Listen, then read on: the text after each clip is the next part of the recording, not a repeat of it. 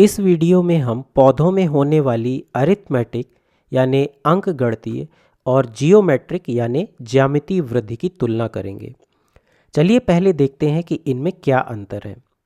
तो मान लीजिए कि यह एक पौधे का अग्रभाग है और इस अग्रभाग पर ये दो मेरिस्टेमेटिक सेल्स यानी विभज्योतक कोशिकाएं हैं जिन्हें हमने पीले रंग से दर्शाया है। और जैसा कि हम जानते हैं विभज्योतक कोशिकाएं वे कोशिकाएं होती हैं जो विभाजित हो सकती हैं। इसलिए मान लेते हैं कि इनमें से प्रत्येक कोशिका विभाजित होती है और एक घंटे में दो कोशिकाओं का निर्माण करती है। यानी एक घंटे में प्रत्येक कोशिका विभाजित होकर दो कोशिकाएं बनाती है, जिससे यहाँ कुल 4 कोशिकाएं हो जाती हैं। अब अगले एक घंटे में केवल ऊपर की दो कोशिकाएं ही विभाजित होंगी और नीचे की दो कोशिकाएं विभाजित नहीं होंगी। यानी हमें फिर से दो नई कोशिकाएं मिल जाएंगी और फिर ये दोनों कोशिकाएं भी विभाजित होंगी, जिससे पुनः दो नई कोशिकाएं मिल जाएंगी। पौधों में इस तरह की वृद्धि को अरिथमेटिक ग्रोथ या अंकगणितीय वृद्धि कहा जाता है, जिसमें प्रत्येक बार किसी एक निश्चित समयावधि में बनने वाली नई कोशिकाओं की संख्या स्थिर रहती है। जैसे इस मामले में हर घंटे दो नई कोशिकाएं बन रही हैं। इसके विपरीत जियोमेट्रिक ग्रोथ या ज्यामितीय वृद्धि में नई कोशिकाओं का निर्माण थोड़ा अलग तरीके से होता है। इस तरह की वृद्धि हमें पौधों के अलावा बैक्टीरिया में भी देखने को मिलती है। लेकिन यह कैसे अलग होती है, चलिए बैक्टीरिया का उदाहरण लेकर इसे समझते हैं। तो मान लीजिए कि ये दो बैक्टीरिया कोशिकाएं हैं और इनमें ज्यामितीय वृद्धि होती है। अब ज्यामितीय वृद्धि में ये दोनों कोशिकाएं विभाजित होंगी। मान लीजिए कि इस मामले में प्रत्येक कोशिका विभाजित होकर दो नई कोशिकाएं बनाती हैं, जिससे हमें कुल 4 कोशिकाएं मिल जाती हैं। यानी शुरू में हमारे पास 2 कोशिकाएं थीं और फिर इन 2 कोशिकाओं के विभाजन से 4 कोशिकाएं बन जाती हैं। अब ज्यामितीय वृद्धि में ये सभी 4 कोशिकाएं फिर से विभाजित होती हैं और प्रत्येक कोशिका विभाजित होकर 2 नई कोशिकाएं बनाती है, जिससे अब हमें कुल 8 कोशिकाएं मिल जाती हैं। इस प्रकार यहाँ हर बार कोशिकाओं की संख्या दोगुनी हो जाती है, क्योंकि बनने वाली प्रत्येक नई कोशिका भी विभाजित होती है और 2 नई कोशिकाएं बनाती है। अब मान लीजिए कि प्रत्येक कोशिका एक घंटे में विभाजित होकर 2 नई कोशिकाएं बनाती है। इसलिए पहले घंटे में चूंकि हमारे पास केवल 2 कोशिकाएं हैं, इसलिए पहले घंटे में इन 2 कोशिकाओं के विभाजन से कुल 4 कोशिकाएं बनती हैं।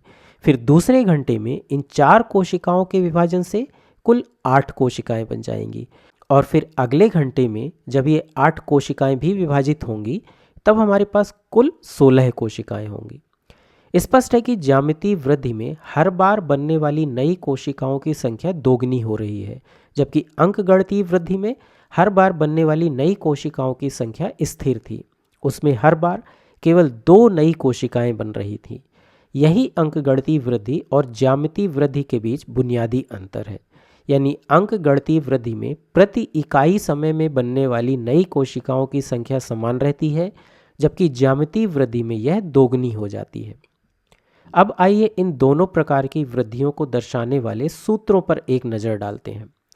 तो अंकगणितीय वृद्धि के लिए सूत्र है NT is equal to N0 plus RT, जहाँ NT किसी निश्चित समय t पर कोशिकाओं की संख्या है, N0 शून्य समय पर यानी आरंभ में कोशिकाओं की संख्या है और R वृद्धि दर स्थिरांक है, यानी यह उस प्रकार की वृद्धि के लिए स्थिरांक है जिसके लिए हम गणना कर रहे हैं और इसका मान अलग अलग पौधों या अलग अलग जीवों के लिए अलग अलग हो सकता है और अंत में t समय है।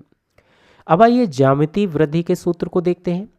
तो ज्यामितीय वृद्धि के लिए सूत्र है NT is equal to N0 times e to the power RT, जहाँ NT किसी निश्चित समय t में कोशिकाओं की संख्या ही है, जैसा कि पहले सूत्र में था। N0 यहाँ भी शून्य समय पर यानी आरंभ में कोशिकाओं की संख्या है और R भी यहाँ वृद्धि दर स्थिरांक ही है और t समय है। लेकिन E एक अपरिमेय स्थिरांक है जो हमें अंकगणितीय वृद्धि के सूत्र में नहीं मिलता है। यह गणित में एक बहुत ही महत्वपूर्ण संख्या है और इसका मान लगभग 2.718 होता है। अब चूंकि इस सूत्र में यह घातांक है, इसलिए ज्यामितीय वृद्धि को घातांकीय वृद्धि भी कहा जाता है। अब आइए इन दोनों प्रकार की वृद्धियों के ग्राफ पर एक नज़र डालते हैं। इस ग्राफ में हम एक अक्ष पर NT को दर्शाएंगे और दूसरे अक्ष पर समय को दर्शाएंगे।